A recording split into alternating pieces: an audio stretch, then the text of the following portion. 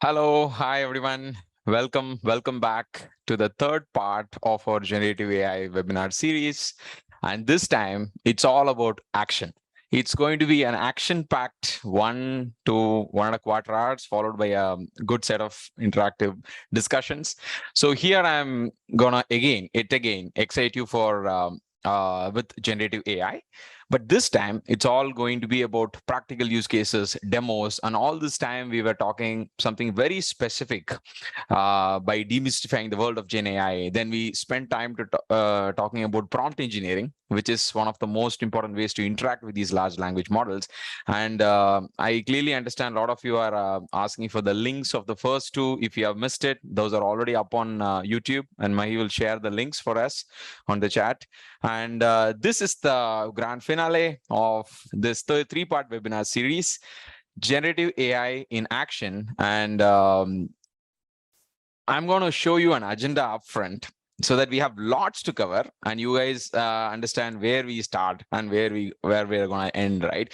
So we are going to talk about a broad range of Gen AI insights, and there's lots to cover. So I've cherry picked some of these things, and I had a real hard time for this particular preparation where I had to tone down lots of content, and still it ends up filling up the whole deck with all these agenda points, where we'll talk about a couple of industries which have got really disrupted, and we'll talk about rivals of ChatGPT. Then we'll jump into something very, very practical. We all know AI codes, but how great a coder it is, and what kind of AI artists are virtually living among us, and how is Gen Video, Gen Audio, and last but not the least, the most powerful autonomous AI agents are going to excite us for the next 1 to 1.25 hours, guys. So buckle up and let's get started. As usual, let's do the ritual of breaking the ice. Help me understand, how many of you here are for the round 3 directly, or you are here all the way from 1 to 3, or you just attended one of these? And this is very important for me to know, because some of these concepts we really spent close to 3 hours, right, in Q&A included, in the first 2 webinars in the past 2 Thursdays this month. And let's keep this really fast. 5, 4, 3, 2, 1. And let me close this now. Okay, interesting. A lot of freshers. Okay, fresh faces. Still, this is a pretty independent topic. You're gonna see. You'll definitely be able to connect the dots on what's happening around you in the world of Gen AI. And thank you so much for the 17% repeat attendees. I know some of the people who are closely staying in touch over LinkedIn chats and also on WhatsApp. I welcome once again for the third time, guys. And for those who just attended one of it, great. You can always catch up with the YouTube recording. And without much ado, now let's jump into some of the Gen AI insights. So this is going to be all about Gen AI, as I said. And let's start thinking really broad, guys. And this is a statement which I really loved putting together. Gen AI isn't just a tech, right? We are here to just not learn a tech. It is, or not just a business case. It is completely a new part of the society altogether, and it is going to be a vital part of our society, and the era has already begun, right? And we are here to talk about this technology which is staying close with us, one among us, and it is going to be an integral part of how we actually reimagine the way we live, we work, we do everything under the sun, right? And I'm not exaggerating again, right? And this is for real. And what we are going to see up next, a lot of concepts we might have heard in bits and pieces. This is my way to paint this Gen AI in action story. Let's look at what is generative AI and how is it even really generating stuff. So the idea here is leveraging all those machine learning algorithms coming from the traditional worlds where we had this deep learning algorithm, and we started thinking how to put lots of weapons on this known algorithm and make it look like a giant avatar, and kind of equip it with lots and lots of data, every single possible data under that human kind has ever created. And how about this particular model, which is called the generative AI model, can even potentially learn from every single artifact and can generate fresh creations. So it is going to look fresh because of the fact that it has seen a lot. And you're going to see few live demos today, and we'll appreciate how the content looks fresh. Actually, it is creative. It can even generate, but it doesn't just duplicate. That's the most important part. And some people even criticize ChatGPT, saying that it is a mere parrot. It has learned lots of English and it is able to predict what's the next best word, and that's all it is doing, which is not really the case, right? And this is a pretty debatable topic, but this is definitely my take on this. It is creative, and the creative ability comes from the variety it has seen, and it kinds of mix and matches it. And you as humans should still be the judge of the quality of the content, if this content can be touching your business decision making process, or can it even touch your customer, right? Depending on the seriousness of the problem, you guys be the judge and still be the boss of this Gen AI technology, right? So with that note, let's think of Gen AI. What can it potentially become?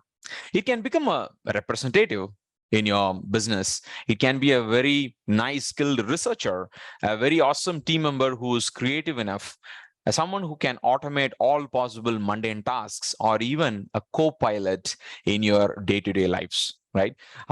So this is a very interesting perspective on how you can start thinking of Gen AI, and it is definitely inevitable part of the society now, almost, and it is there in every single pixel of we working in our corporate lives. And even as creative workers, we see lots of non-techies leveraging this generative AI technologies. Let's take a second and think through the timeline. And I have two different perspectives in this timeline, right? One, where we see these technologies, which are really there from the late 2017, 80s, since the 18, since the inception of the transformer architecture in the machine learning space. And after that, since 2021, we saw lots of significant improvements coming up, right? So June is the time frame where GPT-3, which is the first, biggest, most capable model from OpenAI, got released. And after that, you can see the plethora of announcements in the large language model space. And each point you see here is a specific large language model, which is capable of doing something fine-tuned for a specific task, or it is a multi-purpose model. So you can see all that is prefixed with GPT is all coming from our world famous OpenAI, and GPT-3 was very famous. And after that, while we were very busy with COVID, lots of models still came in and went unnoticed. We had GPT Neo, GPT J, and these are open source. As you can see, these models are open source, which are available for programmers to even take and customize. And I know some of my colleagues who even solved problems with GPT-J, right, in this time frame, are now reinventing those solutions with the ChatGPT and GPT-4. Then if you look at some of these key aspects, right, so we had this Cohere, which is another very competitive closed source technology in the large language model space. And Palm is something which Google really has invested a lot, and we'll see something about Palm in the next few slides as well. This is Google's way of doing large language models, Palm. And Palm also has, by far, this is one of the largest models with a huge size, and it is again closed source. We also need to pay attention to this Claude, and I'll come to this in a second, right? And Bloom is another huge model which is capable of dealing with several languages. And we even have our Facebook, which is the Meta now, and definitely they are making lots of vibes in the generative AI space, where they came up with OPT. Then we have Galaxia and Llama. Llama is by far one of the most popular models, and the best part about that is there in the next slide. And this really took the internet by storm yesterday, right? And before we talk about Llama, let's think about our real darlings, ChatGPT. And for you guys to know, so much of AI happened in the past. And this particular mark, right, end of last year is when we all started thinking about it, because ChatGPT had to come and introduce AI back to us. And then, before the world could even digest ChatGPT, there came GPT-4, and that was the March 14th, 2023, right?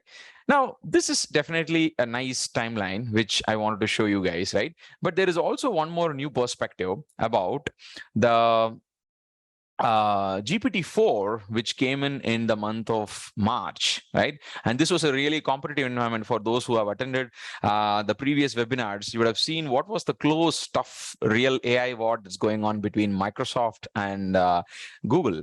And GPT-4 is something which is proprietary, and this is one of the biggest models, one of the champion models of OpenAI, and this is known to kind of beat every single capability that ChatGPT had. And all this time we were talking a lot about ChatGPT. It's time for us to take a pause and think about GPT-4. And if you look at a simple reasoning task like this, right, giving the availability of Andrew, John, and Hannah, and asking for this particular model to choose the best slot which intersects across all three people.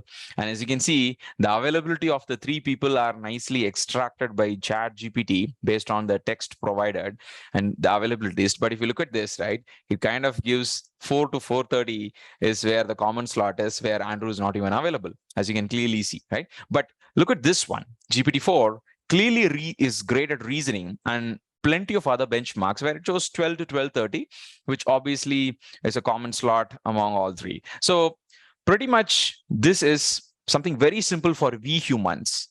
But if you think of a machine doing this, there is lots happening behind the screens, right? And even for a simple task, which we think is simple, is kind of getting very difficult for large language models. But with the kind of size, with the kind of data, with the kind of tuning, and with the kind of tech stack behind this, these models are even better than humans. Now, GPT-4 is one of these biggest models, and it is available now for everybody, whoever is using this subscription. It was available on a premium basis. Now that's for all of us to use, right? In fact, ChatGPT is also available for all. If you want to use GPT-4, you can use Bing Chat and try some of these.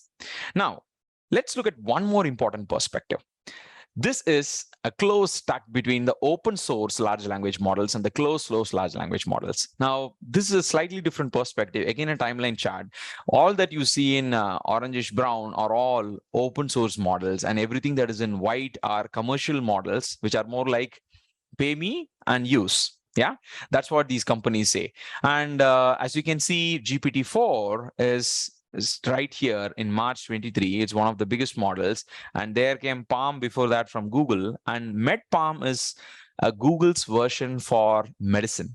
It is kind of giving best diagnosis, and it has learned lots of content related to biology, related to medicine. And it is still in the game of getting fine-tuned to help doctors with the first best diagnosis. Given a scan report or given a set of symptoms, it can guide the doctor. Now the doctor is equipped with something so powerful. So this is still in the making, but we are not too far from this being a co-pilot for our doctors. Now look at this bounding box. A lot of clutter out there. Why? Open source models have started really picking up big time. And the community, we were talking about OpenAI, to lots of companies, to lots of business users in this call, or to some senior professionals in here, think about it. We must have thought through, oh, Microsoft is my generative AI company, and ChatGPT or GPT-4 are my large language models to go to. Not anymore, right? Because this was the case, right, when Microsoft really started dominating the market by investing $11 billion plus all the way until Jan 2023 with the success of ChatGPT. Now they are going big in embedding GPT technology into every single Microsoft product. But something very, very interesting happened last evening, right? Microsoft and the giant Meta, Zuckerberg's Meta, have come together on an AI partnership by open sourcing Llama 2, which is the model that Meta was building all this time and has spent close to $20 million in training and getting it ready. And Zuckerberg made it free to everyone. Now, each and every one of us in this room, or everybody around outside this room, can download 7 billion, 30 billion, and 60 billion, 70 billion variants of these models through the Azure, and even this is available for commercial use. Now, for people who are wondering what I'm talking about, this is a tough competitor to your ChatGPT for many reasons. It is not as good as GPT-4, but it can give tough competition to ChatGPT, which is a paid version. You need to pay for every single word you send in and you get it out, not on the web application, but if you're developing your own corporate application, if you're using as a Python API, you need to pay for these tokens. So every word you send it to these models is learned as a token. So somewhere around 75 words is 100 tokens. You can imagine something like that, right? Now, Microsoft doing this, investing in OpenAI, investing in the competitor of OpenAI, investing in open source, they have a clear message to the world that we are here to do AI for the next several years, right? So that's the most important message. And I already started trying Llama 2. And this is jaw-dropping moment. And some of my friends in this call have already started trying this, right? So it's pretty interesting to see this, and more on this in the next webinars if we meet again, right? Now, let's take a second to think through. These are all awesome stuff, but these large language models are going to cost us a lot. And the cost here is about, so if you look at some of these big models which we saw in the timeline, GPT-4 is speculated to be having some 100 trillion parameters. And again, the speculation is around they must have spent close to $50 million in training these models. As and when we grow over time, you can clearly see the companies, the tech companies like Google, Microsoft, all these cloud providers like NVIDIA, the hardware chip makers, they are able to push the scale of these models so that the bigger they become on the size with the parameters, the learning capability increases. With the learning capability increasing, the generalization capability increases. And that's what makes these models really creative, right? And I encourage you guys to play with GPT-4. We have ChatGPT. We also have Llama and many, many, many models which are not spoken so much, right? And if you are getting serious into the business of developing your own large language models or using the power of these models to solve your business problems, I'm pretty sure you need to compare and contrast some of these models because they also have a real cost, not only on the money, but also on the environment. Just to put this into perspective, Palm, one of the flagship models of Google, which was released in 2022, right, is 360x larger and 160x costlier than the models which we saw in 2019, right? Early 2019, which is the GPT-2, which most of us were not aware of, right? And if you look at the size, it's hardly 1.5 billion parameters. These parameters are nothing but the inputs, the input parameters or the weights that gets dynamically created when these models learn from lots of data, right? You can imagine something like a huge mathematical equation, which like y is equal to mx plus c, which has lots of these variables, and each of these variables is what we call as parameters, right? In very simple layman terms in machine learning language. Now, that is on the money front. What about the environment? Huge, the bigger the models get, bigger the carbon emissions as well. And this takes a big hit on the environment as well, right? So we are here to get excited about Gen AI, but also it is important to be cognizant of it takes close to 433 megawatt hour power to train Bloom, right? Which is this model in here. And this particular thing, right?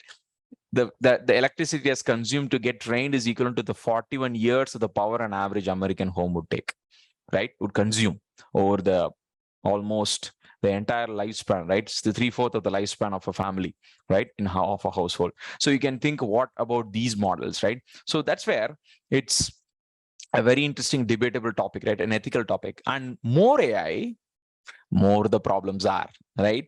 And there are plenty of cases, and there is this interesting board of AI algorithmic and automation incidents and controversies board, AIAIC. You can check, look up on the internet, and you can clearly see the number of cases, the surge in the cases, right? When we just had 59 cases in 2017, we have bumped up all the way, right, by 26 times in 2021 than 2012, right? So this is a clear case. And if you look at 2019 and 20, where we stand, and this report is as of 23, right? We all the cases which were reported out there, ranging from ChatGPT accusing an Australian mayor of bribery, accusing of a false accusation of a law professor of sexual harassment, and GPT-4, GPT-3 advising patients to kill themselves, right?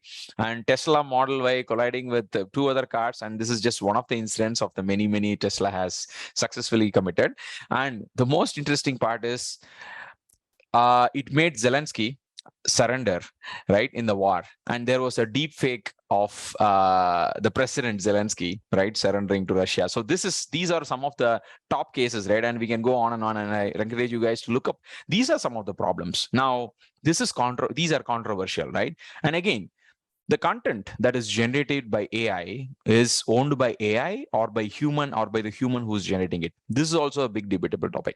These are some thinking points. Now, let's come to the real crux of today's talk, right? Where some of the popular Gen AI use cases, the way I look at it, right? And here, me being a hardcore data scientist from the industry, and also somebody from who's staying close with academia by teaching AI for close to 10 years, I have put a combined version of some traditional problems which we solve with old school thinking in the machine learning space, but how they are getting reinvented with the Gen AI. And for everybody else to also understand, right? Some of these content, like content summarization, summarizing huge content. You have a huge book. How about summarizing it? Doing a research. Now, doing research has become very easy, right? You can, all you need to do is you need to fact check whatever you're getting out of these models. But if you want to research on a very niche topic, right, something that happened in the past, then these large language models are going to help you a lot. Writing creatively and having this Gen AI like that of ChatGPT or GPT-4 to write along with you, with your thoughts flowing, right?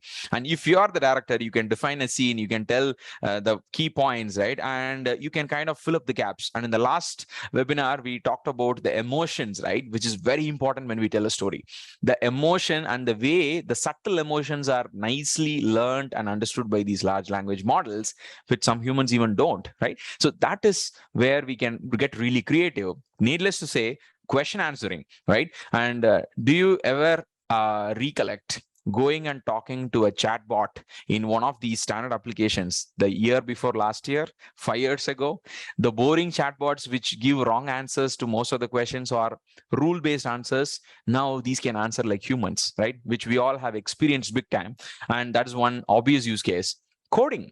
You don't need to be a coder. Now everybody is a coder, right? And I tell this with the knowledge of coding by having dealt with so many guys who don't like coding are also coding now, right? And we tried lots of experiments within the team as well, right? To no coding week, right? Where we kind of try to generate every single task which we want to have with the help of these technologies and see how well they fare against those tasks, right? To know the pros and cons. And these are getting better day by day. And I'm going to show you awesome examples in the next few slides. Image generation, artists, AI artists are among us, and I'm going to show you some of those live cases. AI can generate video. It can beautifully transcribe stuff. You don't need to worry about bad subtitles or auto-generated subtitles on YouTube if you are a content creator. Models like OpenAI Whisper, VoiceBox, these models can beautifully transcribe huge content. And AI Assembly is another great startup which is taking huge volumes of content, some 2.5 hours to 3 hours to long 6 hours of long content, and it can transcribe in seconds. And also you can translate them, right? And I did a fun experiment of taking my regional language movie, which is in Tamil, and a famous movie scene where I subjected it to OpenAI Whisper API, got the literal translation of that in English and with the transcription. So something that is in Tamil, you can generate an English subtitle out of it with the help of few API calls to these OpenAI models, and that's for free, right? By the way, if someone is interested, you need to check OpenAI Whisper. Now, voice cloning, and I have some jaw-dropping demo on this. Then some of these key problems which are considered hard in the machine learning space were identifying entities, sentiment analysis, where we did some awesome demo in the last webinar, classifying content or articles into predefined categories, clustering by looking at the patterns, and segmenting, right, which is pretty much similar, but there is a subtle difference when we solve these problems depending on the business case. Then grouping lots of topics into creating new topics out of lots of unstructured data, doing a search, knowledge retrieval. All these have become very, very now relevant and easy, and it is available for everyone thanks to Gen AI democratization that we are doing now, and many, many, many more, guys, right? So this is a broad perspective. Now, let's start the day by thinking of an industry which Sam Altman clearly highlighted. The customer service jobs are the first ones that AI will replace. And now this is for real now. And I was shocked to see this particular video, which was circulating in the last 2 weeks, right? And I'm going to quickly, just give me a second. Let me share the audio as well.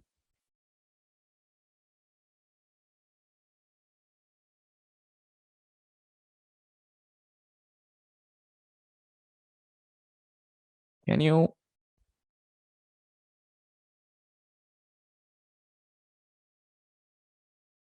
Let me try to reshare. Just give me a second, please.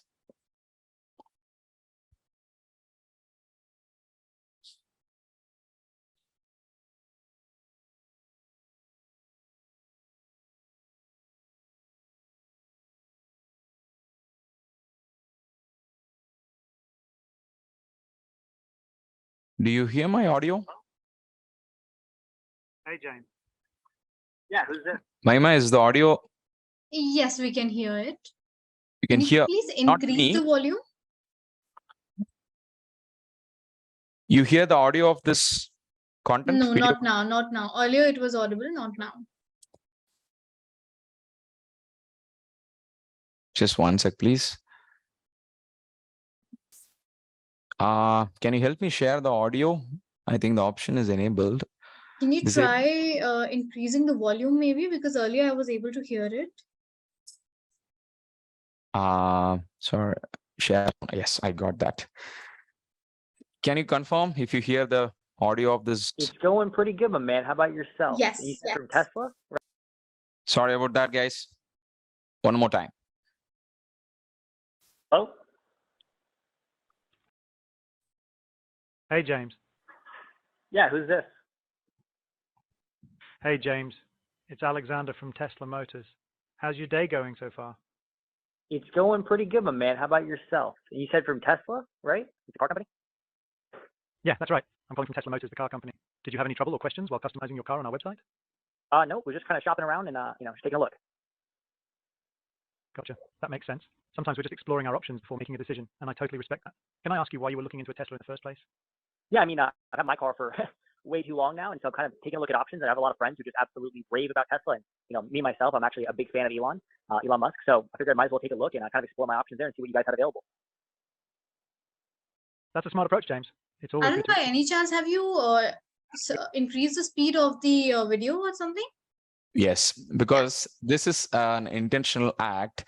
Guys, what you're seeing here is a conversation between a random guy who was exploring the Tesla's cars, and there is this automated call that comes from this AI agent who speaks like a customer care representative, and this is from air.ai, right? And this can go on and on for close to some 40 minutes, 5 minutes, all the way to 40 minutes of phone conversation, right? Just like how a human would have a discussion with a customer care representative would have a discussion with a customer, real customer, this thing hopes. And there is a clear lag you would see, right, in the point at which the AI kind of responds, but it is contextually very correct, and this is going to direct the customer for a test drive, right, all the way to the end of the video. Drive? Yeah, I drive it's an old Ford Fusion, my man. You see that delay? Nice, a Ford Fusion. Why are you looking to switch things up and consider a Tesla? This delay is apparently a little awkward for us to hear, which is why I was increasing the speed of the video.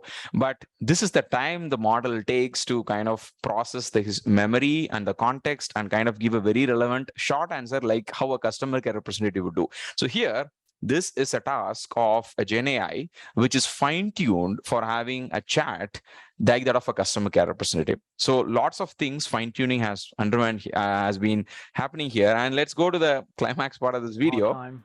Which time works best for you? Let's do the 7 o'clock. Great. I'll lock in that time for you. You're all set for a test drive at 7 p.m. Anything else I can help you with, James? Nope, that's it. I really appreciate you giving me the call. Great. So guys, that is a real example of a customer care representative, which is really an AI here talking to somebody. I don't know if it is a Tesla ad or if it is something that is, but this is for real. Yeah. Hello? Now let's move on right to Hey, the James. next idea, and let's take a look at this particular technology, which is related to your customer care. But how about some other technology, right? How about some other industry? And did you come across this in the news, right? Where an edtech company completely crashed when they kind of revealed that students who come to them for creative content, for homeworks, for guidance on how to clear exams, right, are really using ChatGPT. They made a loose statement that ChatGPT is actually disrupting their business, and that came up at the wrong time when they were doing the quarterly results, and there was a clear dip, and they were explaining that as the reason on why this was happening, right? And apparently that caused lots of disruption in that space. And can anyone guess the name of the company? Okay, let's think through that, and we'll come back to it towards the Q&A. Now let's talk about education, right? Yeah, check it is, right?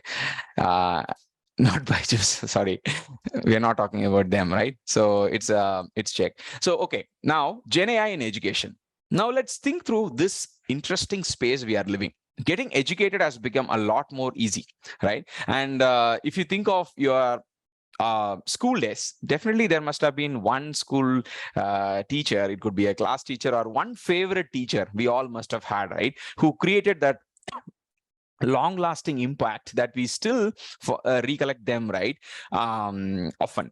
So this is happening, but why only one? Why don't we remember all of our teachers, right? Because some of these concepts are not taught the best way. I don't know how many of you still love the probability that you learned in the school days, or the mathematics classes or science classes, right? The reason being, all of us, each and every one of us, really unique, and we have our different skills, right? And that's where they tell, right, you should never compare kids because each kid is unique. Then if a kid is unique, then why not an adult or a student, right? Or a teenager? So everybody is unique. So the idea here is to contextualize the learning experience by the advantage that the student has, or the skill set, or the gaps in the knowledge that each of these students have. And how about we put in this AI in place and bridge this gap, right? And this is for real. And Gen AI is really empowering edtech industry.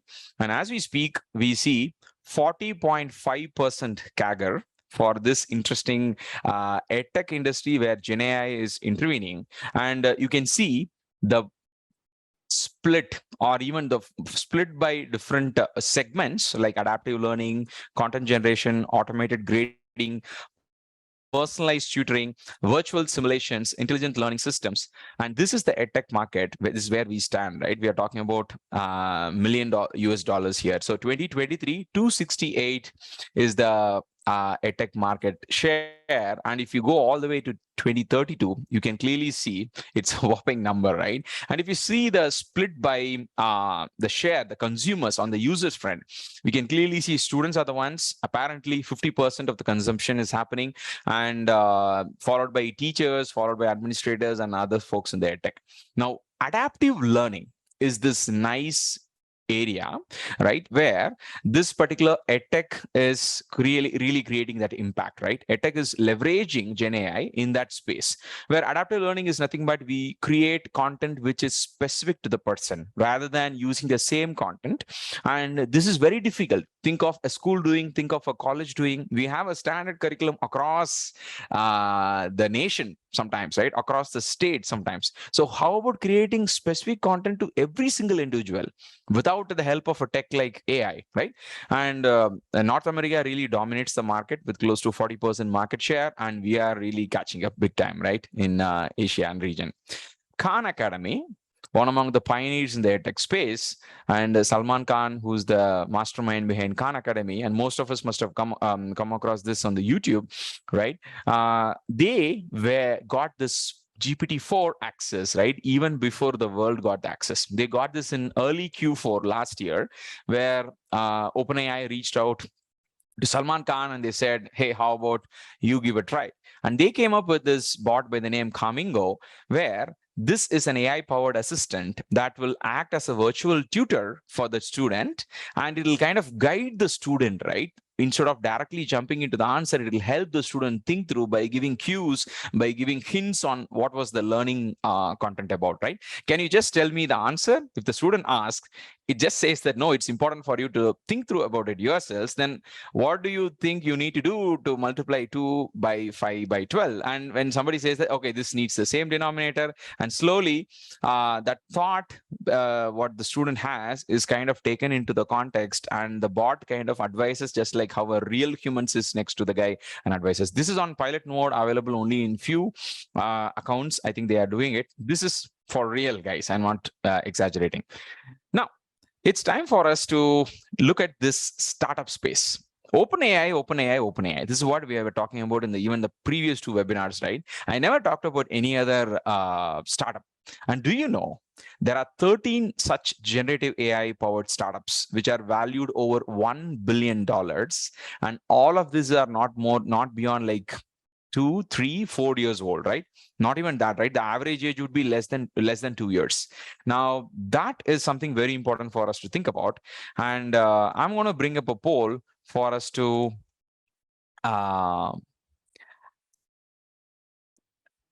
yes, on your screen now. Let's think about the ChatGPT rivals, and help me understand what is your awareness of this ChatGPT rival.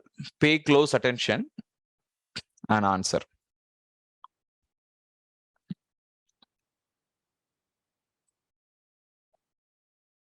Let's make it fast. 5, 4, 3, 2, 1, and close. Okay, believe it or not, we are pretty close, and most of you got it right. 47%, though still not a very solid majority, right? Claude is this close rival of ChatGPT from Anthropic AI, and Anthropic AI was in the news last week, right? And whoever has attended the webinar last time, you would have heard Anthropic AI, right? And they were the ones who came up with the prompt engineering engineer's role, and they really are taking the internet by storm by introducing Claude 2, which is a huge large language model, which is focusing on the safety ethics aspect. And you know what? The founders of Claude were again part of the founding team of OpenAI as well. And due to conflict of interest, or a couple of guys stepped out and they formed this new company, which is more like the sister, but again, a rival, right? And this is really doing wonders, right? And I'm loving this Claude. I'm going to spend some 10 minutes on Claude, right, with you guys. And if you guys do not know, I clearly see that bigger proportion of the class are not even aware of Claude. Dali is not a rival of ChatGPT, guys. Dali is also a sibling of ChatGPT from OpenAI, right? ChatGPT is for large language model on the language. Dali is for image generation. Stable Diffusion is an open source model. Again, on the image generation, Midjourney is a very powerful image generation generative AI model, again in the image space. So except for Claude, the rest three are coming from the strong image space, right? So I'm still glad to know that a lot of you guys know Claude. Let me ask you one more important question. Answer this honestly.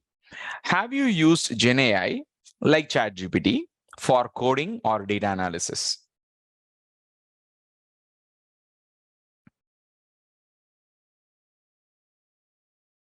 5, 4, 3, 2, 1, and close. Okay. Such an informed crowd we have. A lot of people, 42% of the folks here have used it a lot, and 34%, okay. And interestingly, some 25% of the class has never used. Okay, the next few slides are for you guys, and for the folks who haven't tried much, this is going to be a motivation for you to use that, right? And for the folks who have used it a lot, let's see how some of these things in the next couple of slides are going to excite you. We all know AI can generate code. And Codex is one of the models of OpenAI, which is deprecated because ChatGPT and GPT-4 can already code, right? So this is kind of deprecated, but still Codex is the heart of all those models which are generating code in OpenAI, right? Was.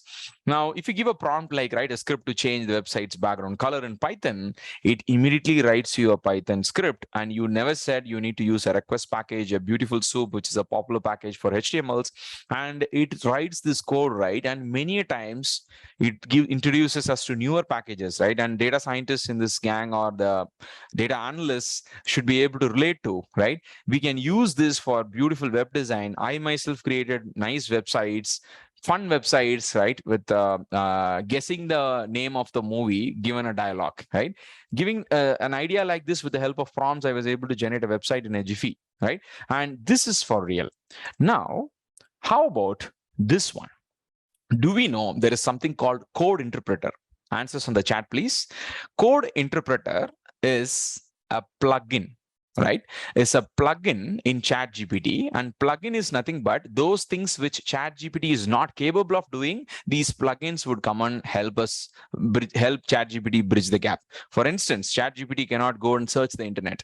There is a plugin from Bing. ChatGPT cannot do strong mathematical calculations, right? Not as good as Wolfram Alpha, which is another company which is great at the math space, right? Wolfram Alpha, and they have a plugin for that. And ChatGPT cannot do specific tasks, right, which are related to booking a food or going and searching, calculating calories, to doing lots of coding. We know ChatGPT can code, but there is an interesting plugin by the name Code Interpreter, which is revolutionizing the world of programming, right? And beyond. You can simply upload a PDF file or a text file or a data file, Excel, and you can do lots of analysis. And many times, even a junior data scientist role is kind of replaced by this code interpreter, right? And if you look at 10 popular use cases, use a natural language to interact, right, with this code interpreter, and you can automate the code generation process like the way we saw in the previous slide.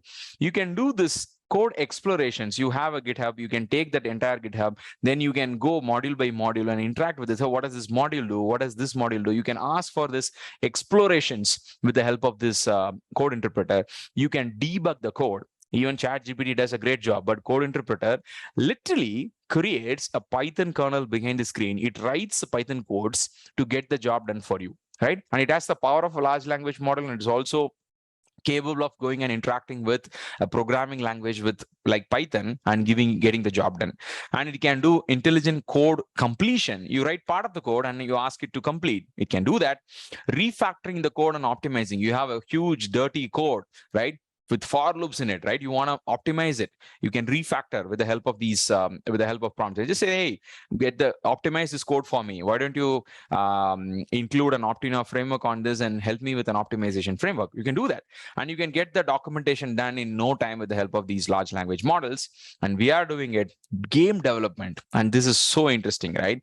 You don't need to be a coder to develop games anymore. If you are just creative and you hallucinate a lot, if you dream a lot about you playing games, and and you creating characters, avatars with your real life experience, this is the era, right, to do that.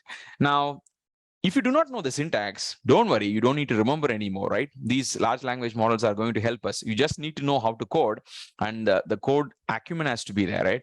And translating from one language to another language. If you are an R person, someone like me who started several years ago, 10, 12 years ago, and in the space of machine learning, or 13 years ago, if you are wanting to write this, Python was not really up till the mark, right, as it is now.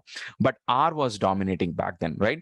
And some people writing the R way, and they write the code quickly, right? But the catch up on all this latest and greatest is happening in R now. But if you need to translate something from R to Python, Python to R, and vice versa, and all of this, right?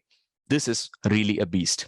Now, that is a detailed introduction to what Code Interpreter can do. If you have a paid ChatGPT Plus account, you can explore that. How about folks who really don't have that account? Meet Claude, which is Anthropic AI's best model, and this is really in the news, right? And it is time for us to think about non-ChatGPT, non-OpenAI technologies as well, and appreciate it, guys, right? Now, let me tell you, OpenAI is really heavily backed by Microsoft, which I've told like close to infinite number of times in this webinar series, right? But Google smartly invested in Anthropic AI, right? And I told you about Anthropic AI, right, which is come up with Claude. And you know what? ChatGPT has a context window of 4,096 tokens. Have you ever seen you pasting a huge article and it's saying that, sorry, out of limit token, right? That is because it can take only up to specific number of words, which is 3,000. And if you think of GPT-4, it can take up to 8,000 tokens or even up to 32,000 tokens. And you need to pay a lot, right? When you use it through the programming way, you need to pay a lot, at least 10 times more than that of a ChatGPT for the same number of tokens you send to this model. It's nothing but the number of words you type, it gets converted as X number of tokens, and you are charged by 1,000 tokens by these OpenAI. You know what? ChatGPT, they also introduced a variant last month, which has the 16,000 tokens. And this is for all the programmers out there, right? And we are also able to relate to as some of the non-techies, right, who must have faced this error. Meet Claude, whose context window is a whopping 100,000 tokens. And this is equivalent to 75,000 words, right, at a stretch. And you can give a huge 100-page PDF document or a huge novel sometimes as at a one stretch to this model and do question answering or anything. You don't even need to fine-tune some of these models, build your own custom solutions with ChatGPT or GPT-4 or any other model which has this context length. Imagine you have a 1,000-page document. It's a legal document. And you need to break it into several chunks to do all that back-end stuff to do a question answering on that. Imagine if you have a Claude with you, an API through which you can talk to in the model, you can always send at one shot, and you can imagine going to the YouTube, downloading the transcript and getting a summary of the key points at one shot with the help of this Claude model. And this is 100,000 tokens is approximately going to take some 5 hours and above for an average person to even read. And this model can do in a second, right? That is the power of Claude. And it is really important for us to think, what can we do with this 100,000 context window, right? You can digest huge set of documents. It could be financial statements, hard research papers, right? Sometimes which are 20 pages, 25 pages of strong research. You can analyze annual reports of companies, which I did, and I'm going to show you in a second, right? And I was so shocked to see that. And you can take a complex piece of legal document or something from the legislation, and you can ask for the pros and cons of you applying it in your context. You can identify risks, themes, and these are some serious use cases, right? I'm talking about which are huge. And we humans, how many times have you read this terms and conditions of mutual funds? And there used to be these ads, right, where they say mutual funds investments are subject to market risk at 500 XP, right? So that nobody hears that. So now think of those huge pages, right, which are written on font 1 point size, right, can be completely digested by these large language models and you giving you the theme crux of the whole story, right? And also we can develop lots of code and documentation and technical questions with this. This is huge, and this is free That's the most important point, right? You don't need to really pay for this, right? And if you want to do it for commercial purposes, you need to get access to the API and you can use it. But you and me can just use this now, right? I'm going to show you these examples, which I myself tried, and I'm going to quickly open up these links and show you guys, right? On a huge financial analysis, which I managed to do with the help of this Claude. And all you need to do is go to this Claude.ai, sign up for free, and it is available for in few countries, right? And luckily I was able to get it, which means you should also be able to get it. And you know what did I do? I grabbed this particular Netflix document, which is an annual report of 2022 from Netflix, and there is a form by the name 10K, which companies who are headquartered in the US, they submit to the Securities and Exchange Board, like the way we have in India. They also have one, and they submit. And every publicly listed company has to submit these annual reports, right, to help the investors. And you know what? I gave this huge document, right, which is 1.35 MB in size, right, and it is close to some 100 plus pages. I'm thinking of investing in Netflix. Analyze the attached document and provide me key insights and supporting facts as a table. And it gave me, based on the 2022 report, right, it gave me a nice information like this. And I still wanted, hey, make it readable and give me as markdown tables. And it gave me this nice highlights with the revenue in 2022, what is the change in 21, because I said I'm going to invest, right? So it understood that as an investor, I need to learn about changes. And I said, give me key insights for investing. And it tells me there is a steady growth, 4% increase, and you need to consider. And there is a decline in the operating income, and there is a decline in the operating margin. Cash flows are still good. And it kind of tells, right, why there is a subscription increase or a decrease. It gives key takeaways, and it kind of finally gives me a recommendation that Netflix delivered steady top line growth and a free cash flow in 2022. But it gave you this instruction, key insights. And can you imagine a normal investor reading this? We are not talking about Berkshire Hathaway, right? Or somebody like the billionaire here, right? Charles, who's listening to all the news and reading all the annual reports, right? And let's talk about Claude, which blew my mind. And I'm a fan of one of the mutual fund houses in India, which is Quant Mutual Fund House. And some of my friends in this call would know, right? And we have talked a lot about it. I took the fact sheet, which came to my email in the month of July, right? Which is this month where we live. And it is a huge document, right? You can see there are lots of content, and I simply uploaded this, right? Here you can see this button. I clicked this button and I uploaded the document. And I asked, what is this document about, right? And it started giving me, oops, I clicked this button by mistake. Yeah. And it started giving me, this document appears to be the fact sheet, and it started giving me the insights. I didn't even ask much, right? And it started telling there are 15 hybrid schemes, 15 equity, 2 hybrid, 2 debt, and it started giving some of the key insights, right? I was like, hey, list down all the mutual funds. Then it gave me all the way from quant small cap to all the way to the hybrid schemes, and it listed. Then I asked, can you prepare a markdown table comparing the mutual funds NAV and the rolling returns? This is something as an investor I want to always see, right? And as a fan of this fund house, and because this fund house is powered by the lot of AI behind the screen, and being an AI guy, I'm staying close and following, right? And can you see this nice table? And it has extracted the alpha rolling returns from different parts of this fact sheet, and this is not available as a table, guys, right? And I was mind blown. And this is something which I did like 2 in the morning, right? Early morning today. And let me show you something really, really superb. I now wanted to find if Claude can replace the code interpreter, which we talked about, right, in the last 10 minutes. I downloaded this Titanic data set, which is a famous data set, which is capturing all the passengers who traveled in the ship Titanic. And it captures the details of who survived, what is the name, what is the gender, what was the ticket, where they were in that particular ship, right? And I asked for an exploratory analysis of the attached data set. And this is mind-blowing, right? It gives me all insights, right? Which is all accurate. And this is something which would take at least few hours, even to an experienced data scientist, right? To come up with all these insights. And look at this.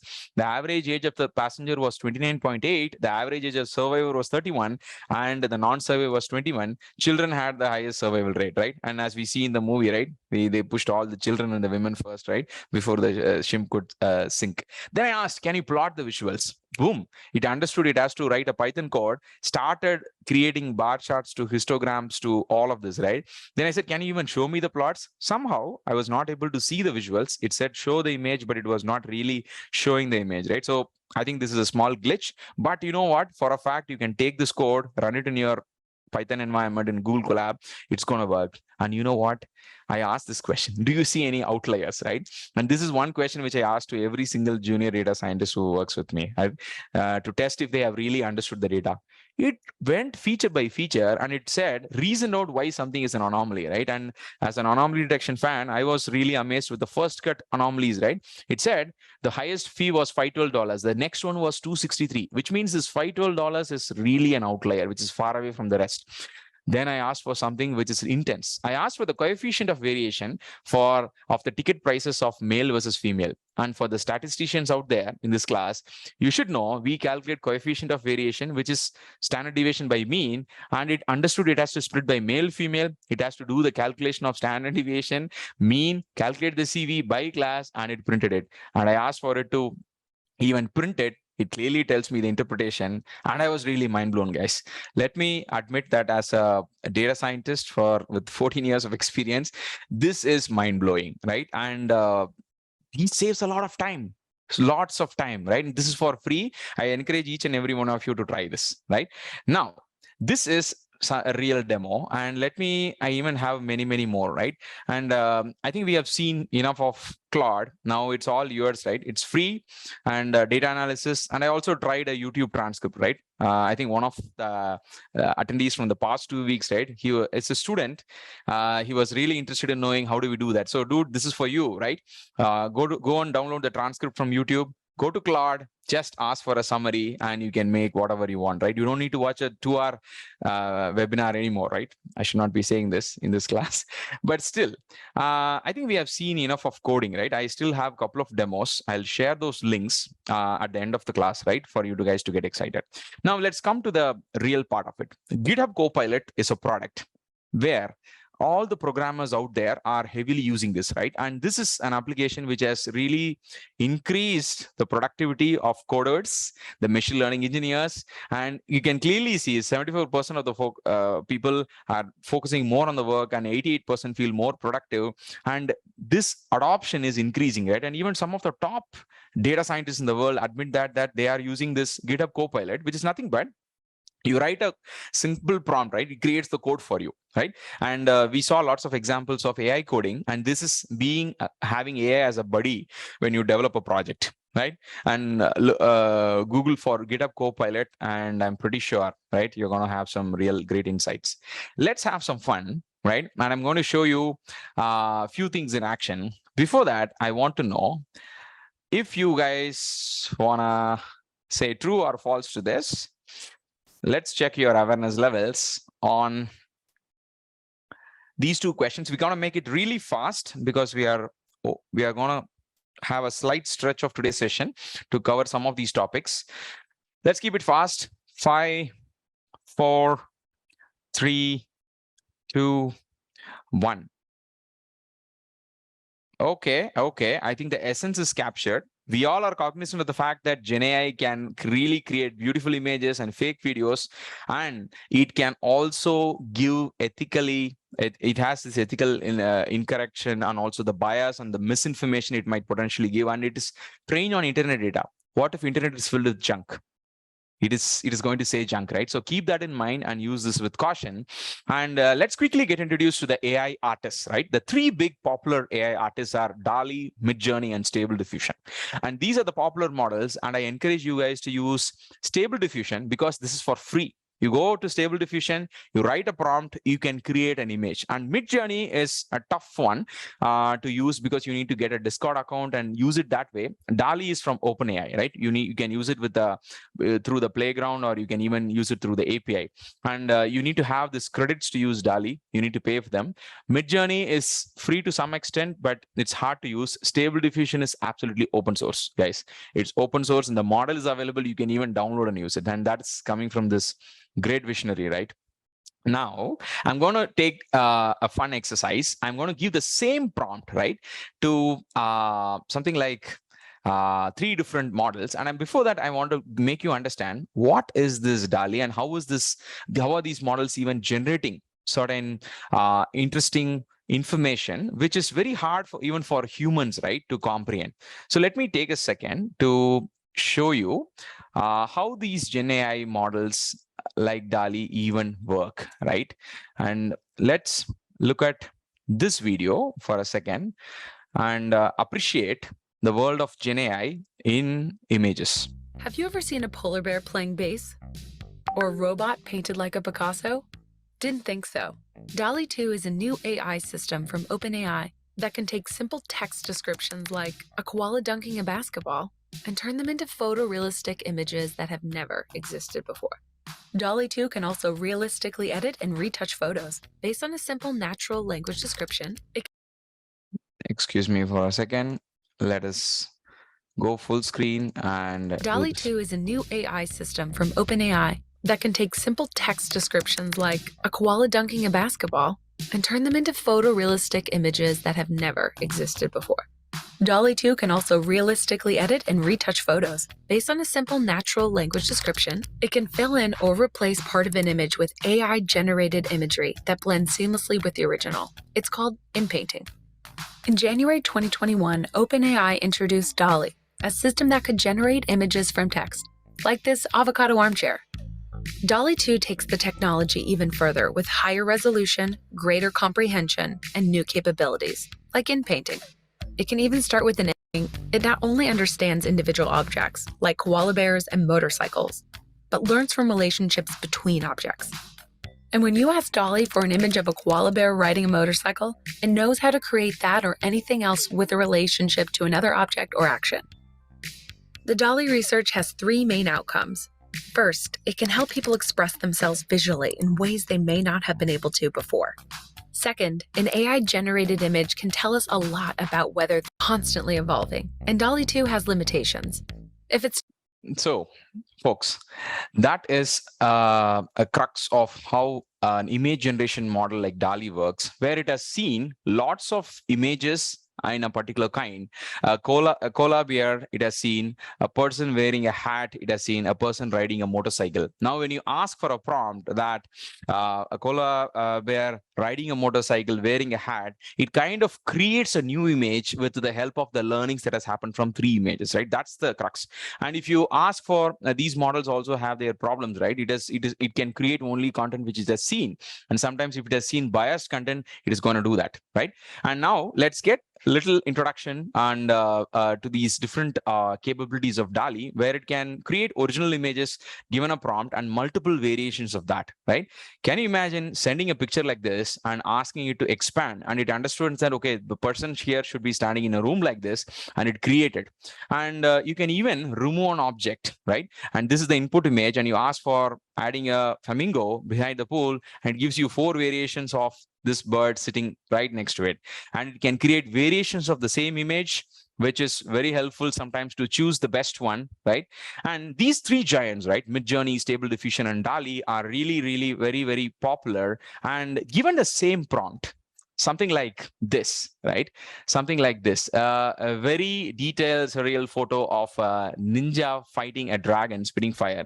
Look at the creative ability of these three different models, right? Where you see Dali on the left, the Stable Diffusion in the center, and the Midjourney on the right. Yeah, the detailing of the dragon is great in Stable Diffusion, and the scene right here, it has another ninja fighter which is well captured when Dali, but the rest too has paid attention to the other. I think there's this ninja guy here. Yeah. Now look at this one. A rainy train, noir style. Look at the prompt, right? The prompt here focuses on some photographic language, right? If you want some ultra realistic 3ds max, if you want to say portrait, all of those things really work, and the variations in these images will really surprise. Look at this London zombie apocalypse, extreme detail horror, right? And look at this one, right? Dali in the center, right? This is kind of little scary sometimes, right? So you need to think through how the whole process of this image generation works. And sometimes Dali is very good in certain aspects, right? But if you look at this one, right? The face is well regenerated by this prompt. Sri Lankan woman, beautiful one in the Ganges River. It is able to generate this, right? And I leave this to your judgment. Start with the stable diffusion, which is going to generate high quality images for free. You can play with it. And this is where you absorb the power of these models, right? Now, in the interest of time, I'm going to quickly show you, right, an image technology which we have seen. Now, let's see how 11 Labs, which is a company which is really betting a lot on this generative audio. And let's see this clip.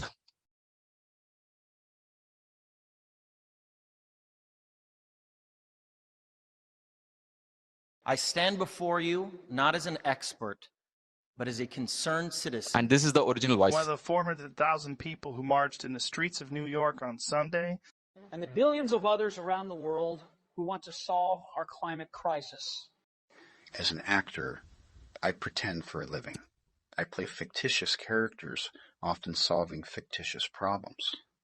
I believe that mankind has looked at climate change in that same way, as if it were a fiction.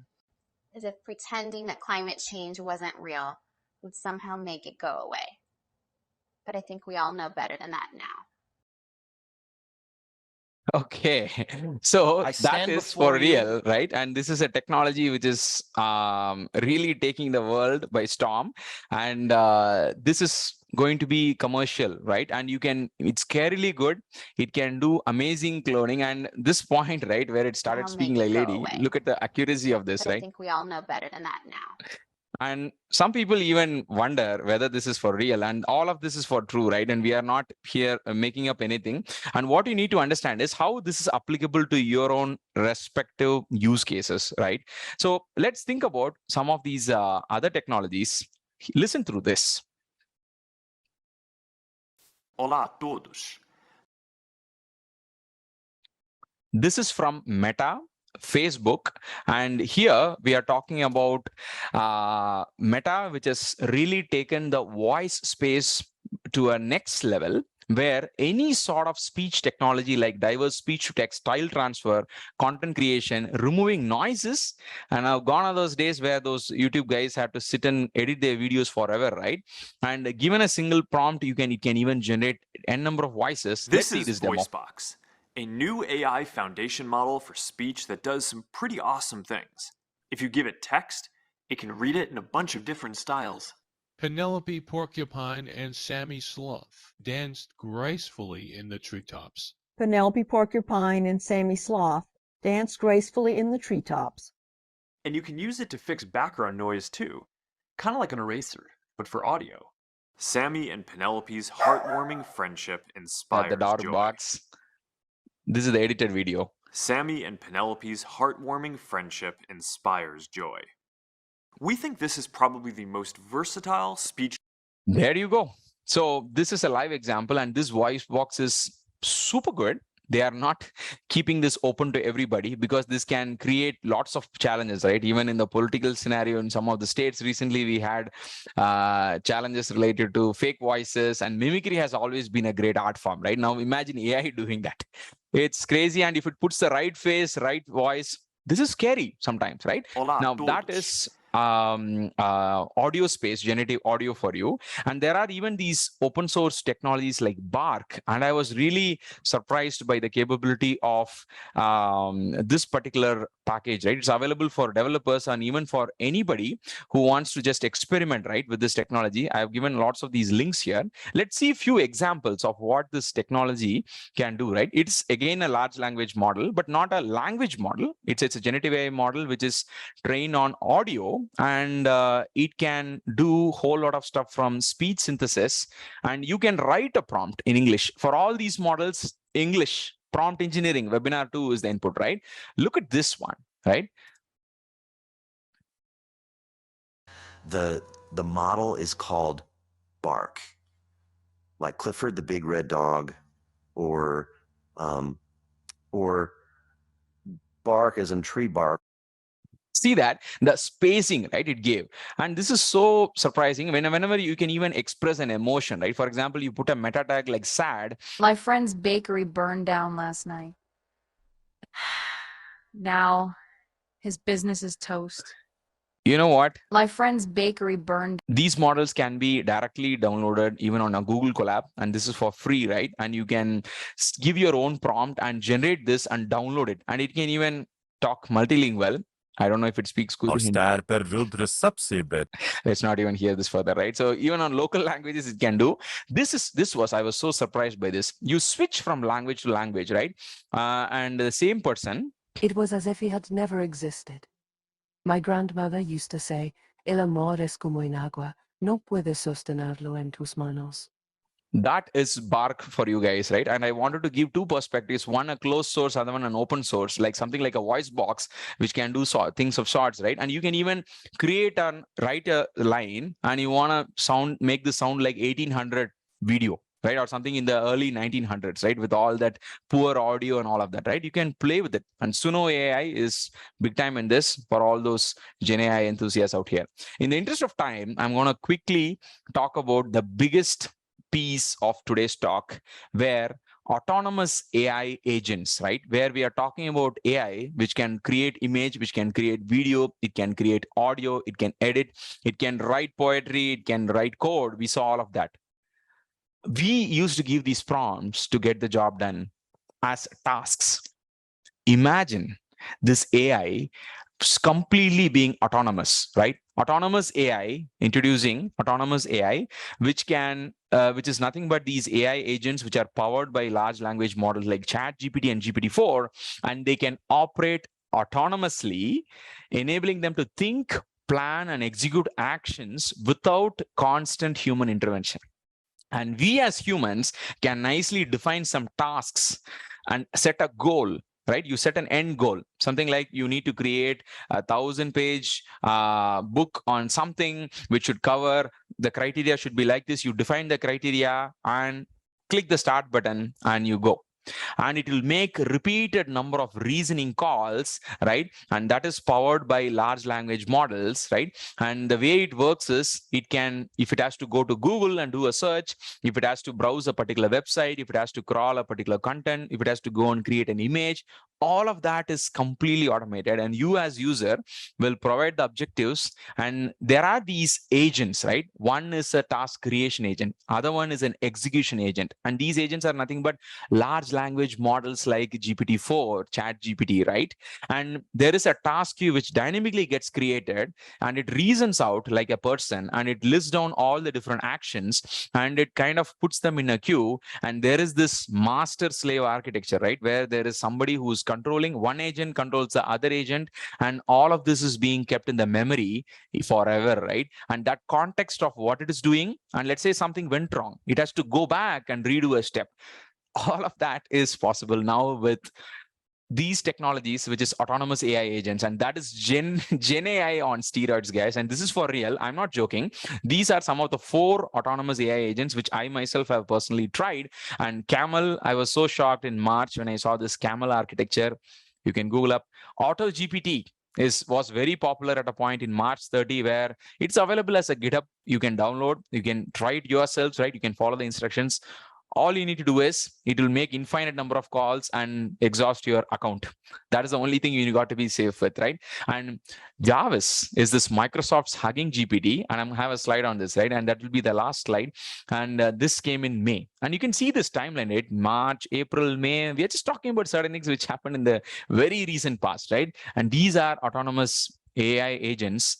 And this is Hugging GPT, and there is a quick thing, right? I want to show you. This is a paper which came up, right? And Microsoft is the one which has released it, and this is available on the internet. This is the paper here, and look at the fancy name they have given to this paper, Hugging GPT. Why? Because there is this community by the name Hugging Faces, where lots of natural language processing machine learning models are hosted. It's a nice community for all the developer community, right, to go and download models. You know what? How about putting ChatGPT and the friends of ChatGPT, the other models which are good in image, which are good in video, all of them together, and having ChatGPT control what other models will have to do and get a complete task done. Imagine you write something like, can you describe what this picture depicts and how many objects are there in the picture? You upload this picture. we humans also need to count, right? There is a zebra, there is a giraffe, there is a deer, and all this. You know what? This goes to this ChatGPT, and ChatGPT plans the tasks. It selects the right models from the Hugging Faces community, and it has selected a Facebook model, ResNet model, and it has selected another model, which is with GPT-2 for the image captioning, right? And it has got the task done from 2 different models, and it has got the response back to the user. And see this, right? The test can describe a herd of giraffe and zebra grazing in fields, and it has clearly said there are 5 objects detected, and this is the confidence score of each of it. And it also tells you, I have used model X and model Y to get the task done. Look at that. This is what a data scientist or somebody who is an AI engineer would do, literally, right? To do. And I would like to get you guys thinking with some of these practical autonomous AI agent use cases, right? Ranging from personal life to manufacturing to real estate to agri, finance, legal, education, customer support, which we saw already, right? Journalism, healthcare. No industry is left out, right? And in the, I couldn't write more in this because the slide didn't allow me further. So you can see every single industry, right, can get redefined, and we can reimagine, right, as business professionals or as data scientists or as developers and decision makers, right, to bring in these autonomous agents. Definitely these can help humans, right? And this is one funny exercise I tried last night, where I said, show me a joke and an image of a cat. One prompt, give it to ChatGPT, it wouldn't do. But I went to this Hugging GPT, which is an autonomous AI agent, and it wrote me a joke, right? Like, why did the cat join Red Cross? Because she wanted to be a first aid kit. Nice joke. Not bad. And again, it generated this image and gave me this, right? And I put this side by side for you. And it clearly tells me I used 2 models, ChatGPT to write the joke, and I used a stable diffusion model, which I introduced, right, a few slides ago, to get the image created. Guys, this is autonomous AI for you, and it has automatically got the task done based on the goal I had set it. And this is a small scale version of it. Imagine this doing things like convert my 1 lakh rupees to, let's say, 10 lakh rupees, and you give the stock market account to it, it can even do it. Guys, this is a real moment for us to think. AI is really getting better and better and better over time. These are getting us close to in the initial stages of AGI, artificial general intelligence, which we talked about in the first webinar. And there are a lot of there are a lot of governments, even you see Sam Altman traveling all around the world, bringing in governments for regulations, because they are the ones who really pulled the lever, right, on this AI era, right? So let's be prepared. Let's get productive. Let's not get scared about this technology, because even now, OpenAI founder himself says that these models, large language models, are Gen AI technologies are good at doing tasks, but are terrible at doing the whole job. And we as humans are great at doing our jobs, right? So with that note, I would like to conclude the 3-part webinar series on generative AI. And I thoroughly enjoyed the 3 consecutive Thursdays, guys. And this kept me sleepless for the last 3 weeks. But I'm really glad that we have reached this grand finale slide, right, where we have ticked every single webinar. And thanks for being great audience. I would love to know more about you, right, and stay in touch. And please scan this QR code to provide feedback